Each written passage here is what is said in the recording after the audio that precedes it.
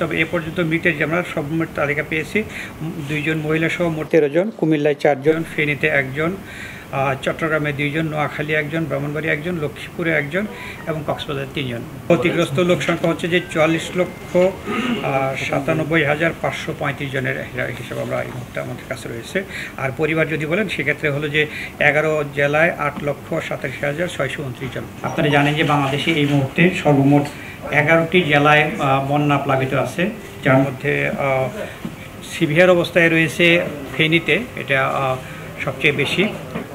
জেলাগুলো হচ্ছে যে চট্টগ্রাম, কুমিল্লা, ফেনী, নোয়াখালী, সিলেট, মৌলভীবাজার, হবিগঞ্জ, ব্রাহ্মণবাড়িয়া, লক্ষ্মীপুর, খাগড়াছড়ি এবং কক্সবাজার। এই 11টি জেলায় বর্তমানে বন্যা প্লাবিত আছে। বন্যা আক্রান্ত জেলাগুলোতে এই মুহূর্তে উদ্ধার কাজে নিয়োজিত রয়েছে স্থানীয় প্রশাসনের সাথে সেনাবাহিনী, নৌবাহিনী, বিমান বাহিনীও হেলিকপ্টার নিয়ে তারা কাজ করছে। এছাড়া কোস্টগার্ড রয়েছে, বিজিবি রয়েছে, পুলিশ রয়েছে, স্থানীয় স্কাউটস রয়েছে। তাছাড়া এখানে আপনারা জানেন যে বৈষম্য বিরোধী ছাত্র আন্দোলনে যারা ছিলেন লোকালি, তারাও এখানে সাহায্য করছেন। সবাইকে নিয়ে এই বন্যা মোকাবেলা করার চেষ্টা করা হচ্ছে।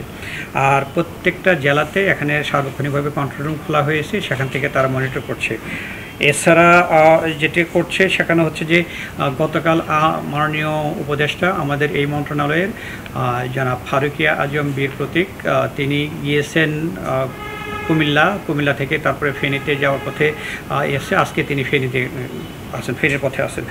আর আমাদের যুব ক্রীড়া উপদেষ্টা তিনিও ওদিকে যাবেন বলছেন। আমিও গতকাল গিয়েছিলাম কুমিল্লা থেকে, পরে গতকাল রাতে এসেছি। আর হচ্ছে যে ওখানে খাবার এবং অন্যান্য বিষয়গুলো, শুকনা খাবার যেখানে বিতরণ করে সেখানে বিতরণ করা হচ্ছে। এছাড়া রান্না করা খাবার বিতরণ করার জন্য বলা আছে। আর উদ্ধার কাজে যারা যারা বিপদে রয়েছে যেখানে বিভিন্ন জায়গাতে, সেখানে গিয়ে উদ্ধার কাজ করা হচ্ছে।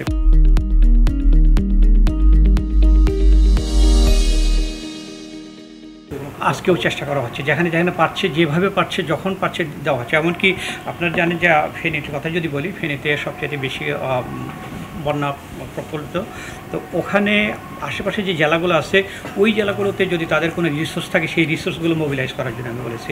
এবং ওখানে মাননীয় উপদেষ্টা নিজেই রয়েছেন, তো এইগুলো মোবিলাইজ করে যাতে করে এখানে ওই মানুষগুলোকে সবচেয়ে বেশি সাহায্য করা যায়।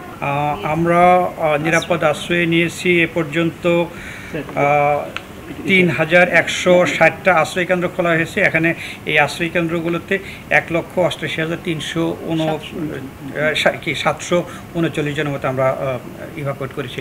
আর এটা আসলে স্থির সংখ্যা নয়, কারণ প্রতিনিয়তই আমাদের নৌকা, বোট, স্পিড বোট এইগুলো কাজ করছে, উদ্ধার বোট কাজ করছে, এবং তারা প্রতিনিয়তই যেখানে যারা বিপদে রয়েছে, আপনারা জানেন যে ওখানে নেটওয়ার্ক ছিল না, এখন নেটওয়ার্ক কিছু রেস্টোর করেছে। আমরা SMS-এর মাধ্যমে, মোবাইল কলের মাধ্যমে অথবা হোয়াটসঅ্যাপের মাধ্যমে, যে মাধ্যমে পাচ্ছি না কেন, আমরা যখন পাচ্ছি পাঠিয়ে দিচ্ছি উদ্ধার কাজ।